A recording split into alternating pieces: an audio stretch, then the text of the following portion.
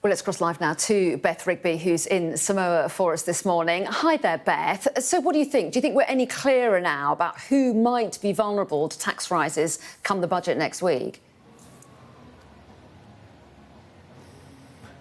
Well, look, Anna, one thing a Prime Minister doesn't want to do is preempt anything in a budget, but I do think we got some contours there about who is a working person in his mind and who might Rachel Reeves, as Chancellor, and the Prime Minister be targeting with tax rises, because they are coming down the track. He wouldn't say it explicitly in that interview, despite my best efforts, but there is, Treasury sources tell me, a £14 billion gap in the public finances, and that is going to have to be filled by tax rises, spending cuts, cuts to the welfare budget. Tax rises are coming, and the big question now is who are going to pay those tax rises. Now, the Prime Minister there, I think, was pretty clear in who he thought working people were.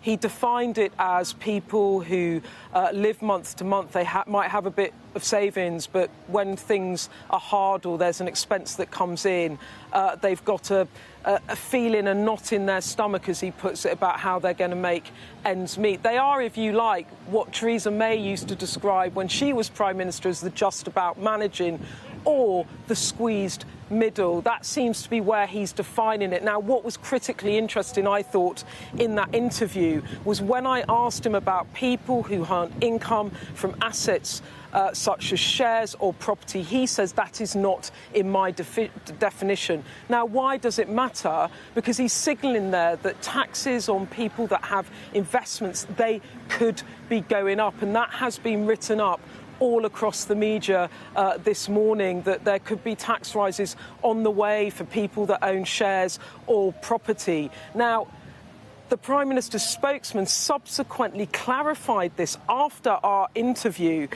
He said that a person who holds a small amount of savings in stocks and shares still counts as a working person in the view of the Prime Minister.